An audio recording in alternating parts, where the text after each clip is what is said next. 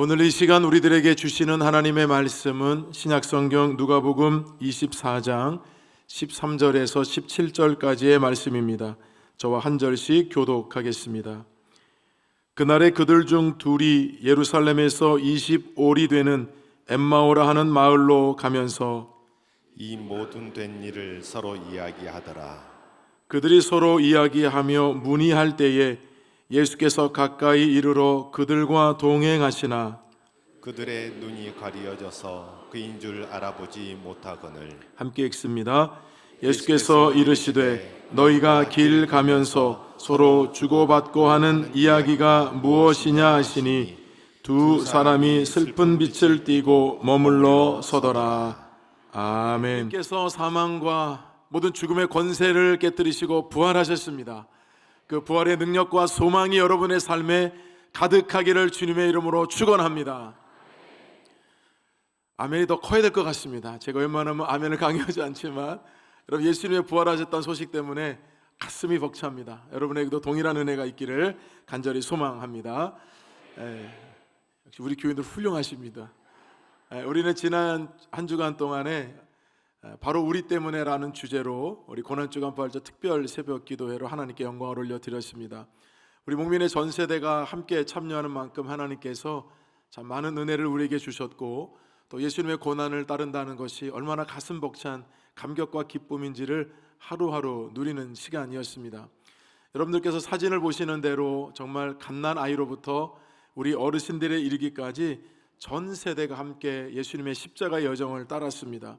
정말 원근 각처에서, 때로는 지방에서 멀리 차를 타고 오시고 또 카풀로 하면서 우리 세대가 함께 모여서 참 예배드릴 수 있는 것은 참 감격적이고 기쁘었습니다. 특별히 우리 학교를 다니고 있는 우리 다음 세대, 우리 학생들, 우리 청년들이 많이 참석을 했습니다. 너무 자랑스럽습니다. 새벽 기도를 가방을 들고 와서 예배 끝나고 학교로 가는 그 아이들의 뒷모습을 볼 때 좀 가슴이 울컥하기도 하고 자랑스럽기도 하고 좀 짠하기도 하면서, 하나님께서 얼마나 사랑하시면 이렇게 우리 다음 세대들이 예수님의 고난에 동참하겠다고 학교 다니는 기간에도 새벽 기도를 나와서 새벽 기도 갔다가 학교를 갈 수 있을까. 참 우리 교회의 정말 자랑이자 우리 하나님께서 귀하게 쓰실 미래 세대인 줄로 믿습니다. 그리고 어제 오전에는 우리 교회 전통 중에 하나인 부활절 맞이 대청소를 했습니다. 여러분들께서 이렇게 들어오실 때 교회 곳곳이 빛나고 있는 이유는 어제 이곳에 오셔서 다 곳곳을 청소하셨던 우리 교우들 때문입니다. 여러분 오실 때 교회 곳곳이 빛났죠? 가실 때 꼭 다시 한번 보세요. 우리 남선교회가 주관하고 우리 여전도회가 함께 협력을 하면서 300여 명의 우리 교우들께서 정말 오셔서 교회 곳곳, 우리 본당과 우리 비전센터, 우리 드림센터 모든 곳을 성전을 사모하는 마음으로 청소를 했습니다. 여러분, 이런 기쁨은요, 나오는 분들만이 알 수 있습니다. 정말 섬길 때 얼마나 우리에게 기쁨을 주시는지 1년에 딱 한 번 있거든요. 제가 이거 꼭 여러분에게 사진을 보여드리는데, 내년에는 여러분도 꼭 참여하셔서요, 이렇게 함께 와서 우리 교우들이 성전의 곳곳을 먼지를 닦고, 그러면서 슬픈 표정이 하나도 없어요. 다 기뻐하시고 함께 웃고, 주님의 이 몸된 성전을 청소하면서 내 마음의 성전도 깨끗해지기를 바라면서 우리 온 교우들과 함께 기쁨으로 섬겼습니다. 무엇보다 한 주간 동안에 우리 고난주간 특세에 참여하고 어제 대통수에도 참여하고 곳곳에서 이모로 저모로 수고하시는 우리 많은 교우분들, 우리 주님께서 여러분들의 수고를 천국에서 해와 같이 빛나게 하실 줄로 믿습니다. 부활주일인 오늘부터 이제 50일째 되는 날은 5월 24일 주일이고요, 그날은 성령 강림 주일입니다. 그래서 교회력으로는 오늘 부활주일인데 오늘 하루만 부활절로 끝나는 것이 아니고요, 계란 먹고 끝나는 것이 아니고 오늘부터 50일 동안은 기쁨의 50일입니다. 그래서 이 주간을 부활절기라고 합니다. 예수님께서 십자가를 지시고 사흘 만에 죽은 자 가운데서 부활하셨고, 부활하시고 곧바로 승천하신 것이 아니라 40일 동안이나 이 땅에 계셨습니다. 그리고 예수님께서 약속하시기를 승천하신 이후에는 성령을 보내주시겠다고 하셨는데, 예수님이 승천하신 이후로 약속하신 대로 성령께서 마가의 다락방에 모여있는 120명의 성도들에게 임하셔서 바로 초대교회의 태동이 되게 된 것입니다. 그래서 부활주일부터 우리 50일 동안에는 이제 슬픔과 근심과 염려와 걱정을 다 거두고 이 부활의 소망과 기쁨으로 충만하면서 약속하신 그 성령을 기다리는 절기이기 때문에 여러분 모두가 다 이제 오늘부터 50일 동안에는 성령 충만하시고 부활의 기쁨이 함께하기를 간절히 소망합니다. 오늘 본문은 예수님께서 이제 십자가에서 못 박혀 죽게 되시니까 정말 낙심하고 절망하고 슬퍼했던 두 제자가 엠마오로 가는 이야기로 오늘 말씀이 시작이 되는데요. 우리가 죽음을 넘어서 부활을 살려고 할 때 첫 번째 우리에게 주시는 교훈은 부활 신앙을 유지하는 것입니다. 여러분들은 혹시 무언가를 꾸준하게 유지해 본 적이 여러분 있으세요? 여기 지금 보면 우리 청년들, 우리 다음 세대들 저기 지금 예배에 올라와 있는 우리 아이들도 있는데 학생들이 여러분 좋은 성적을 유지하려면 절대로 적당히 해서는 절대로 그 좋은 성적을 유지할 수 없습니다. 성적을 올리는 것도 굉장히 어렵지만 진짜 어려운 건 뭔지 아시죠? 그 좋은 성적을 유지하는 겁니다. 유지하는 것은 훨씬 더 어렵습니다. 아마 저를 비롯해서 여기 계신 분들 중에 다이어트 뭐 한 번씩은 다 해보셨죠? 다이어트가 쉽습니까? 어렵습니까? 많이 어렵습니다. 정말 최선을 다해서 열심히 해서 여러분이 원하시는 대로 좀 다이어트를 해서 성공을 하셨다고 한다면 그 다음부터는 아무것도 안 해도 되죠. 천만의 말씀입니다. 그걸 유지하기가 훨씬 더 어렵습니다. 해보신 분이 다 알고 있죠. 물론 여러분 우리가 다이어트도 얘기하지만 물론 그 살이 쪘으면 하는 분들도 가끔은 계세요. 그런 분들 제외하고 그 유지한다는 것이 그냥 가만히 있는 것이 아니라 유지하기 위해서는 더 많은 노력이 필요하다는 겁니다. 여러분 신앙생활도 마찬가지예요. 신앙생활이라고 하는 것은 가만히 두면 저절로 되는 것이 아닙니다. 그 신앙을 잘 유지하고 있다는 것은 그만큼 신앙을 유지하기 위해서 애를 쓰고 노력을 하고 그 신앙적인 자세를 그래도 꾸준하게 유지하기 위해서 많은 부분들을 헌신하고 있다는 것입니다. 지금 이 엠마오로 가는 이 두 제자는요, 예수님의 부활 소식을 못 들어서 절망 속에 가고 있는 것이 아니에요. 예수님의 부활 소식을 들었습니다. 들었음에도 불구하고 그 부활 소식을 믿지 못해서 지금 예루살렘에서 엠마오로 가는 중에 있었습니다.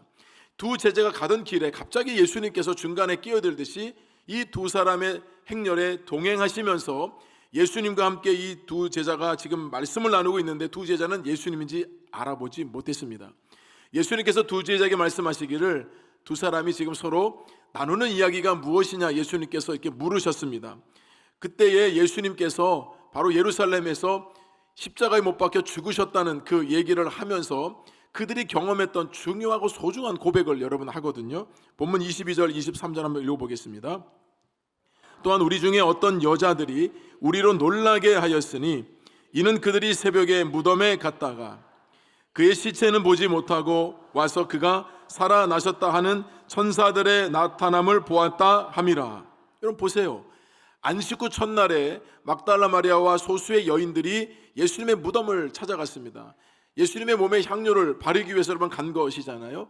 근데 이미 돌문이 열려져 있었고 예수님의 시신은 없었습니다. 그리고 천사들과 함께 대화도 나누고 그 이야기를 제자들에게 알려주었는데 지금 엠마오로 가는 이 두 제자도 그 얘기를 들었다는 겁니다. 처음 얘기를 들었을 때 너무나도 놀랐다고 여러분 고백하지 않습니까? 그런데 불구하고 왜 이 두 제자는 도대체 예루살렘을 떠나서 지금 이 엠마오로 가고 있는 겁니까? 부활을 믿지 못했기 때문입니다. 예수님께서 분명히 십자가에서 죽으시고 3일 만에 부활하신다고 말씀하셨지만 이것이 머릿속에는 있는데 실제적인 현상으로 나타나니까 이것을 믿지 못했다는 것입니다. 자, 그렇다면 여러분, 먼저는 이 두 명의 제자들을 통해서 우리에게 주시는 교훈이 있습니다. 아무리 예수님의 제자라고 할지라도 부활 신앙이 없으면 절망과 낙심 가운데 살아갈 수밖에 없다는 것입니다. 부활 여러분 신앙이라고 하는 것은 내세적인 믿음만이 아니라 살아계신 하나님과 그분께서 주신 모든 약속이 반드시 이루어진다는 것을 믿고 신뢰하는 것, 여러분 거기에 부활 신앙의 핵심이 있어요. 여러분들이 이렇게 주일날이면 교회를 오셔서 예배도 드리시고 또 봉사도 하시고 예물도 드리시고 여러분 다 하신다고 하더라도 여러분 그것이 여러분들의 믿음이 좋다는 것을 증명하는 것은 착각입니다. 그렇지 않아요. 여러분 예수님의 이 제자들은 3년 동안 예수님과 동거동락을 했습니다. 예수님이 행하셨던 기적과 이사를 그들은 직접 눈으로 목격했습니다. 그뿐만이 아니에요. 제자들이 누렸던 가장 큰 특권이 뭐냐면 예수님에 대한 모든 이야기들을 간접적으로 들은 것이 아니라 직접 경험했다는 데 있습니다. 그들은 예수님의 말씀을 직접 들었습니다. 제3자를 통해서 들려주는 것이 아니고 예수님이 말씀하시는 곳마다 제자들은 여러분 있지 않았습니까? 예수님이 말씀하신 것을 들었을 때에 이해가 되지 않으면 예수님께 물어서 그 뜻을 알게 된 것도 제자들이었습니다. 예수님이 기적과 이사를 펼치셨을 때도 제자들은 항상 그 곁에 있었어요. 남들이 여러분 본 거, 또 남들한테 여러분 주워 들은 거, 그걸로 예수님을 안 것이 아니라 예수님께서 행하신 모든 것들 가운데는 제자들이 있었다는 뜻이잖아요. 여러분, 제자들에게 더 뭐가 필요합니까? 그럼에도 불구하고 예수님께서 십자가에 못 박혀 죽으시고 3일 만에 부활하게 될 것이라는 말씀을 여러 번 하셨단 말이에요. 성경에 기록한 것만 해도 예수님이 십자가 지기 전에 3번이나 말씀하셨습니다. 그런데 예수님께서 십자가를 지실 때 예외 없이 모두가 다 예수님을 모른다고 부인을 했습니다. 부활하실 주님을 믿지 않았다는 겁니다. 여러분, 부활신앙이 있어도 부활신앙을 유지하지 못한다고 한다면 그건 주님을 기쁘시게 할 수 없어요. 우리 예수님께서 우리를 보시는 것은 신앙 경력을 보는 게 아니거든요. 교회를 몇 년 다니고 직분이 뭐고 이런 신앙 경력을 보는 것이 아니라 주님께서 우리를 보시는 것은 부활신앙을 유지하고 있는가, 그 신앙을 지금도 변함없이 견지하고 있는가, 주님이 그걸 보신다는 말씀이에요. 여러분, 부활신앙을 유지한다고 하는 것은 눈에 보이는 현상이나 또는 우리가 가지고 있는 감각으로 이해되는 것이 아니고요, 영원히 변함없는 하나님의 말씀을 붙들 때에만 이 부활신앙이 유지될 수 있다는 것입니다. 2명의 제자를 통해서 분명히 예수님께서 이 부활신앙을 갖기를 원하셨는데요, 어떻게 갖기를 원하셨는지 주님께서 하시는 행동과 말씀을 보면 알 수 있어요. 자, 본문 27절 한번 읽어보겠습니다. 이에 모세와 모든 선지자의 글로 시작하여 모든 성경에 쓴 바 자기에 관한 것을 자세히 설명하시니라. 여러분, 예수님께서 2명의 제자들과 함께 지금 엠마오로 같이 가시는 동안에 구약에 있는 모세와 선지자들이 말했던 모든 내용들 다, 여러분 그 내용은 예수님에 대한 이야기잖아요. 예수님께서 그 말씀을 전부 다 자세하게 설명해 주셨다는 것입니다. 여러분, 자세하게라는 말 썼잖아요. 그것은 제자들이 이해할 수 있도록, 제자들이 깨달을 수 있도록 그 모든 말씀을 다 풀어서 설명해 주셨다는 뜻입니다. 여러분, 예수님께서 엠마오로 가는 그 2 제자에게 함께 이렇게 여러분 동행할 필요 없이요, 예수님이 자신을 그냥 알려주시면 돼요. 내가 부활한 예수라고. 여러분, 그렇게 예수님을 드러낼 수 있지만 왜 예수님은 그들과 함께 동행하면서 자세하게 말씀을 풀어주시는 것입니까? 여러분, 제자들이 눈으로 예수님을 여러분 다시 한번 목격했다고 한다면 그 보는 것은 사실은 보고 믿는 그 믿음보다 예수님을 강조하셨던 것이 뭐냐면 말씀을 통해서 믿는 믿음이었기 때문에 그래요. 말씀을 통해서 여러분 믿는 그 믿음이 진짜 믿음이기 때문에 예수님께서 제자들에게 계속해서 가면서 자세하게 성경을 풀어서 설명해 주셨다는 것입니다. 여러분, 부활 사건은, 우리 기독교는 이것이 신앙의 핵심입니다. 우리 기독교에서 이 부활주일은 1년의 교회력 가운데 가장 중심에 있고요, 기독교는 부활이 아니면 아무것도 없습니다. 부활이야말로 우리 기독교를 상징하는 대표적인 놀라운 진리의 사건 아니겠습니까? 근데 여러분, 이 진리의 사건은 우리가 말씀의 터 위에서 이 부활신앙을 가져야지, 우리가 경험한 거, 우리가 눈으로 본 거, 우리가 들은 거, 여러분 그거 가지고는 온전한 부활신앙을 가질 수 없다는 뜻이에요. 저는 우리 모든 성도들께서 하나님의 약속하신 말씀 위에서 온전한 부활신앙을 갖기를 주님의 이름으로 축원합니다. 말씀밖에 없어요. 그 말씀을 붙들어야 돼요. 2번째, 죽음을 넘어서 부활을 살기 위해서는 영의 눈이 열려야 한다는 것입니다. 2명의 제자들이 여러분 엠마오로 갈 때 예수님께서 동행을 지금 하셨잖아요. 근데 그 동행하는 과정을 성경이 잘 기록을 했어요. 우리 본문 15절 16절 한번 읽어보겠습니다. 그들이 서로 이야기하며 문의할 때에 예수께서 가까이 이르러 그들과 동행하시나 그들의 눈이 가리어져서 그인 줄 알아보지 못하거늘. 여러분, 이럴 수가 있을까요? 지금 2명의 제자가 길을 가는데 주님이 지금 동행하시는데 서로 대화까지 나누고 있는데 동행하신 분이 예수님인지를 알아보지 못했다, 그렇게 말씀합니다. 근데 성경은 왜 알아보지 못했는가? 영의 눈이 가리워져 있기 때문이었다고 말씀하죠. 그래서 많은 학자들이 2가지로 해석을 합니다. 첫 번째는 지금 부활하신 주님의 이 모습은 인간이 이성적으로 해석하기 어려운 새로운 차원의 부활하신 몸이기 때문에 아마도 제자들이 알아보지 못한 것은 아닌가라는 해석이 있고요. 2번째는 여러분 2 제자를 생각해 보세요. 지금 두 제자가 예루살렘에서 겪었던 것은 예수님께서 이렇게 채찍질을 당하시고 갖은 모욕과 고난을 당하시다가 십자가에서 그 극심한 형틀에서 죽임을 당했습니다. 그 눈으로 목격했습니다. 모든 사람이 알고 있습니다. 여러분, 제자 같은 경우는 얼마나 여기 절망하고 이 패닉 상태에 빠졌겠습니까? 결국 이 두 명의 제자는 혼란과 두려움, 낙심 속에서 있었기 때문에 자기들 이야기하느라 바빴다는 거예요. 여러분 생각해 보세요. 여러분들 정말 절망적인 상황을 만나게 되면요, 아무 말도 안 들립니다. 누가 옆에 있었는지 여러분 생각도 안 납니다. 진짜 절망하는 자리에 있으면 나밖에 모르고, 여러분 내가 거기에 몰입되어 있기 때문에 아무것도 들리지 않는 거예요. 아마도 두 제자는 예루살렘을 떠날 정도니까요, 얼마나 큰 낙심과 절망 속에 있었는지, 그리고 부활하신 주님을 결정적으로 믿지 못했잖아요. 부활하신 주님께서 지금 자기들과 동행할 것이라고는 조금도 생각하지 못했기 때문에 아마도 예수님을 알아보지 못했을 것이라고 하는 많은 학자들, 다수의 학자들이 말을 하는데 저도 후자에 동의를 합니다. 한참 둘이서 제자들이 얘기할 때 예수님께서도 너희들이 서로 무슨 얘기를 주고받느냐 이렇게 예수님이 질문하시지 않았습니까? 그러자 두 제자가 슬픈 빛을 머물면서 잠시 멈췄습니다. 자, 그러면서 뭐라고 말했는지 18절 읽어보겠습니다. 그 한 사람이 글로바라 하는 자가 대답하여 이르되 당신이 예루살렘에 체류하면서도 요즘 거기서 된 일을 혼자만 알지 못하느냐? 자, 두 명의 제자가 예수님께 지금 말하는 거잖아요. 아니, 지금 당신은 우리와 같이 지금 예루살렘에서 함께 출발한 걸로 알고 있는데, 아니 예루살렘에서 지금 있었던 일을 당신 혼자만 지금 모른다는 말입니까? 그 예루살렘에서 예수라는 분이 십자가에서 이렇게 처형을 당한 것에 대해서 진짜 모른다는 겁니까? 여러분, 그렇게 묻고 있는 거죠. 예수님을 앞에 두고 그 예수님을 알아보지 못한 채 예수님에 대해서 여러분 얘기하고 있는 이 두 제자가 지금 온전하겠습니까? 근데 저는 여러분 가만히 생각해 보니까요, 이 신앙인은 여기서 두 부류로 나눠지는 것 같아요. 첫 번째 부류는 메시아이신 예수님을 보면서도 못 믿고 말씀을 많이 들었음에도 불구하고 깨닫지 못하는 부류가 있는 거예요. 성경에도 많은 부류가 있죠. 대제사장과 종교 지도자들이요, 배울 만큼 다 배웠고요, 말씀에 능통한 사람들이고요, 말씀이라고 하면 누구에게도 뒤처지지 않는 사람이지만 중요한 것은 메시아를 몰라봤다는 거 아닙니까? 그게 첫 번째 부류예요. 그러나 두 번째 부류는 본 것보다 들은 것보다 더 크게 믿고 확신하는 사람들도 있었다는 것입니다. 저는 후자가 되기를 간절히 소망합니다. 여러분, 우리가 알고 믿는 것보다 훨씬 더 풍성하게 하나님 주신 은혜로 말미암아서 깨닫게 되는, 그리고 알게 되는 그런 은혜가 여러분에게 있기를 간절히 소망합니다. 예수님의 부활이 우리가 가진 이성과 논리, 과학적으로는 여러분 설명할 수가 없어요. 설명을 못하는 것이 아니라 그것을 뛰어넘는 사건이기 때문에 그렇습니다. 세계적인 생물학자이자 의사인 프랜시스 콜린스라는 분이 있습니다. 아마도 혹시 들어본 분도 계실 거예요. 이분 굉장히 유명한 분이거든요. 이분이 미국 국립보건원 원장이기도 했고요, 이분이 신의 언어라고 하는 책을 쓰셨거든요. 이분이 무엇으로 유명하냐면 역사상 최초로 인간 유전체 연구 사업, 여러분들 잘 읽기 들어보셨던 일명 게놈 프로젝트, 이것을 이끈 분입니다.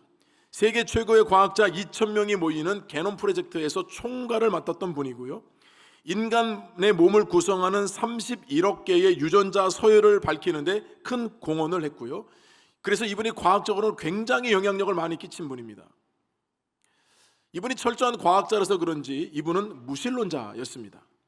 놀랍게도 이분이 예수 그리스도를 영접하게 되었습니다. 그리고 이분이 2019년에 한 기독교 컨퍼런스에 간증자로 섰습니다. 자기가 무신론자이자 과학자였는데 어떻게 예수님을 영접하게 되었는지 간증을 했습니다. 그가 고백한 내용 중에 이런 고백이 있습니다. 세상에 드러난 과학적, 물질적 현실 안에 있는 하나님의 진리를 확증하면서 기독교인이 되었다. 여러분, 이게 무슨 말이냐면요, 지금 자기는 최고의 과학자입니다. 과학적인 것이 아니면 인정하지 않고 받아들이지 않는데도 불구하고 과학적으로, 물리적으로 모든 것들을 연구해 봤지만 그 모든 것 또한도 하나님의 진리를 드러낼 뿐이었다는 겁니다. 여러분, 이것은요 굉장히 파격적인 간증이었습니다. 인터뷰를 하면서 이런 질문을 기자가 했습니다. 그렇다면 당신은 부활과 같은 기적에 대해서는 어떻게 생각하십니까? 이렇게 대답을 했어요.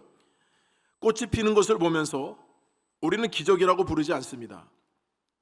분자 생물학을 바탕으로 그 과정을 이해할 수 있게 되었기 때문입니다. 저는 초자연적인 하나님께서 특별한 순간에 자연 세계에 개입하셔서 우리의 눈에 기적처럼 보이는 일을 하실 수 있다고 믿습니다. 예수님의 부활은 저의 믿음에 있어서 가장 중요한 사건입니다. 여러분, 이 고백은요 많은 과학자들에게 충격을 줬습니다. 이분이 무신론자였고 과학의 그래도 한 분야에 최고의 영향력을 발휘하는 분이 자기는 과학적이지 않은 것 같은 이 신앙, 이 부활, 자기는 오히려 그것이 훨씬 더 과학적이고 이 모든 과학은 하나님의 창조 섭리 안에 있다는 것을 인정할 수밖에 없다는 고백이었기 때문이에요. 그래서 여러분, 이분이 무신론을 당연하게 여기는 과학계에게, 특별히 그 과학계의 많은 청년들에게 이런 메시지를 남겼습니다. 과학은 하나님에게 위협을 받지 않고 하나님은 과학에게 위협을 받지 않습니다. 하나님은 과학을 가능하게 하신 분이기 때문입니다. 자기가 여러분 최고의 석학이고 과학을 하고 있지만 그 모든 섭리는 하나님의 창조 질서 안에 있다는 것을 인정할 수밖에 없다는 것이었습니다. 겸손해진 거죠. 낮아진 거죠. 왜요? 그의 영안이 열렸기 때문입니다. 뛰어난 과학자였고 또는 그가 무신론자였지만 하나님께서 그의 영안을 열어주시니까 그동안에는 과학을 통해서 세상을 보았습니다. 근데 영안이 열려지고 보니까 하나님의 말씀으로부터 세상을 보게 되었다는 뜻입니다. 여러분, 이것이 영안이 열려지게 된 것이에요. 예수님께서 절망하고 낙심해서 엠마오로 가는 두 제자들이 여러분 예수님을 알아보지 못할 때 예수님이 섭섭해하지 않으셨습니다. 너희들은 믿음이 없이 어떻게 예루살렘을 떠나서 지금 엠마오로 가고 있느냐, 예수님이 책망하려고 그 길에 동행하신 것도 아니에요. 오히려 예수님께서 동행하신 그 이유가 있다면 두 제자가 지금 여러분 영적으로 가려워져 있기 때문에 그 가려워진 영적인 눈을 뜨게 하기 위해서 주님께서 동행해 주신 줄로 믿습니다. 그렇다면 여러분, 우리도 부활주의를 맞아서 이 부활 신앙으로 말미암아서 저와 여러분 모두가 다 영의 눈이 활짝 열려서 지금 여러분 가운데 함께하고 계시는 그 주님을 볼 수 있기를 주님의 이름으로 축원드립니다. 그래서 여러분, 영적인 영안이 열려야 하나님의 말씀도 들리고요, 그 말씀이 나에게 주시는 메시지로 받아들일 수도 있고요, 그 말씀을 통해서 주시는 하나님의 음성을 들으면서 내 삶의 모든 문제들이 풀어지게 되는 것이에요. 세 번째, 죽음을 넘어 부활을 살기 위해서는 일어서야 합니다. 오늘 말씀에 보면 예루살렘에서 엠마오까지 거리가 나오는데 25리라고 되어 있거든요. 먼저 이 엠마오라고 하는 이 장소는 히브리 말로 하맛이라고 하는데, 하맛이라고 하는 뜻은 샘물 또는 온천이라는 뜻을 가지고 있습니다. 그래서 이 엠마오 지역에는 그 당시에도 샘물이 많았고 온천이 있었다는 것으로 알려져 있습니다. 25리라고 했는데 어느 정도 거리냐면 그 당시 로마의 거리 계산법으로 의하면 11km에서 12km 정도 됩니다. 그런데 이 예루살렘에서 엠마오까지 이 거리를 다른 사본에서는 30km 정도로 말하는 사본도 있어요. 왜냐하면 이 엠마오라는 지역이 4군데 정도 된다고 하더라고요. 그러니까 도대체 이 4군데 중에 어느 지역을 갔는지는 정확하게 알 수는 없지만, 그러나 더 중요한 것은 예수님께서 이 두 명의 제자들과 함께 예루살렘에서 엠마오까지 가셨다는 것이거든요. 근데 참 여러분, 우리에게 참 감사한 게 뭐냐면 우리 많은 학자들이 이 연구를 많이 하거든요. 그래서 어떤 분이 지금 예루살렘에서 그 엠마오까지 직접 천천히 걸어가 본 거예요. 왜냐하면 이 낙심과 절망 속에서 제자들이 갔기 때문에 시간이 얼마나 걸렸을까. 그러니까 여러분들이 엠마오 직접 안 가보셔도 됩니다. 3시간 30분 예루살렘에서 엠마오까지라는 책이 있어요. 제가 예전에 이 책을 소개시켜드렸는데 제가 이 말씀을 다시 보면서 이 책을 이제 끄집어내서 다시 봤어요. 그랬더니 야, 참 대단하더라고요. 이분이 그런 마음을 가지고 이제 이 엠마오까지 가는 거리를 쭉 해봤더니 3시간 30분이 걸렸대요. 그러니까 여러분 보세요. 예수님께서 예루살렘에서 지금 엠마오까지 2명의 제자들과 함께 3시간 30분을 함께 동행하셨다는 것입니다. 그 3시간 30분이 짧다면 짧고 길다면 길죠. 근데 사실은 짧은 시간은 아니잖아요. 충분하게 예수님께서 제자들에게 설명하시고 충분하게 그들이 궁금해하고 또 그들의 마음에 답답한 것들을 예수님께서 말씀으로 풀어서 여러분 설명을 해주셨으니 여러분 이보다 더 큰 은혜 시간이 어디 있겠습니까? 어느덧 3시간 30분 정도 지나서 두 제자가 목적했던 엠마오에 도달을 했습니다. 근데 이미 두 제자의 마음은 많이 달궈지고 뜨거워지고 있었어요. 근데 예수님은 마치 지금까지 알아보지 못했지만 우리는 엠마오에서 이제 이 종착지인데 예수님은 더 가시려고 하는 듯한 짓이 보여서 이 2명의 제자가 예수님께 강권을 합니다. 우리랑 같이 좀 있어 주십시오. 지금 가뜩이나 이제 저녁 때가 되었으니까 우리 집에서 좀 식사라도 좀 하고 가달라고 강권적으로 부탁을 해요. 예수님께서 이 제자의 집에 잠깐 저녁에 머물게 됩니다. 그래서 함께 식사를 하시던 중에 예수님께서 떡을 떼어 주셨어요. 놀라운 일이 벌어지는데요. 31절 32절 읽어보겠습니다. 그들이 눈이 밝아져 그인 줄 알아보더니 예수는 그들에게 보이지 아니하시는지라. 그들이 서로 말하되 길에서 우리에게 말씀하시고 우리에게 성경을 풀어 주실 때에 우리 속에서 마음이 뜨겁지 아니하더냐 하고. 여러분, 주님께서 식사하시던 중에 떡을 떼어 주셨어요. 우리 예수님께서 십자가 지시기 전에 사랑하는 제자들과 함께 성만찬을 여러분 하시지 않았습니까? 그때 그 모습처럼 이 두 명의 제자들에게도 떡을 떼어 주셨는데, 그 떼어 주신 떡을 먹고 나자 그 떡을 주셨던 분이 예수님인 것을 알게 되었다는 것입니다. 여러분, 그러나 이 떡을 먹었기 때문에 그들의 눈이 밝아진 것이 아니고요, 말씀해 보면 이미 3시간 반 동안 오는 동안에 그 주님께서 얼마나 따뜻한 사랑의 마음으로, 오죽했으면 이렇게 절망하는 마음으로 엠마오로 이 두 명의 제자 가운데 여러분 예수님 동행하셨겠습니까? 그 마음을 어루만지시면서 말씀으로 설명해 주시고, 모세의 말씀에는 어떤 의미가 있었는지, 선지자를 통해서 메시아에 대한 예언의 말씀이 어떤 의미인지, 왜 예수님께서 십자가를 지시고 죽으셨는지 그런 설명을 다 해주셨겠죠. 이 3시간 반 동안 그들은 처음에 출발할 때는 완전히 절망하고 낙심하고 정말 패닉 상태 정도 빠질 정도로 극심한 두려움에 있었지만, 점점 예수님과 여러분 시간을 함께하면서 그들의 마음이 풀어지고 그들의 의문이 녹아지고 그들의 두려움이 조금씩 사라지면서 엠마오에 올 때는 이미 그들의 마음의 문이 많이 열려졌던 것 같아요. 그래서 예수님께서 떡을 주신 것을 먹고 나니까 그제서야 예수님인 것을 알게 됩니다. 3시간 반 동안 낙심과 절망 가운데 있는 우리들을 만나주기 위해서 예수님이 자신들과 함께 동행하셨다는 것을 알게 된 이 두 명의 제자가 얼마나 마음에 여러분 감동이 되었겠습니까? 근데 예수님을 알아보자마자 예수님은 사라지셨습니다. 여러분, 말씀해 보면 예수님께서 부활하신 이후에는 시공간을 초월해서 예수님께서 나타나신 장면이 많이 나오죠. 두려워하는 제자들 가운데 갑자기 나타나셔서 평강을 주시기도 하고, 또 갈릴리가 있는 제자들에게 예수님께서 먼저 가셔가지고 그 제자들을 위해서 또 먹을 것도 준비해 놓으시는, 시공간을 초월하면서 부활하신 몸으로, 그러나 여러분 예수님의 몸은 영이 아니었고 육체적인 그대로 모습, 살아계신 그때 모습으로 육체적으로 부활을 하셨습니다. 여러분, 왜 예수님이 사라지셨겠습니까? 이제 두 명의 제자들에게는 더 이상 지금 순간은 예수님이 필요 없기 때문입니다. 예수님께서 함께 하시기 전에는 너무나도 두렵고 절망했지만 이미 그들 마음속에는 확신이 생겼고 두려움이 사라졌고 믿음이 생겼고 부활의 신앙을 여러분 다시 한번 회복하게 되었기 때문에 예수님께서는 그 정도면 충분하다고 생각하셔서 예수님께서는 그 자리를 떠나셨던 것입니다. 그러니 여러분, 두 명의 이 제자가 얼마나 마음의 감동을 받고 위로를 받았는지 이 두 제자의 삶의 자리가 완전히 바뀌어지게 됩니다. 우리 33절 34절 읽겠습니다. 곧 그때로 일어나 예루살렘에 돌아가 보니 11제자 및 그들과 함께한 자들이 모여 있어 말하기를 주께서 과연 살아나시고 시몬에게 보이셨다 하는지라.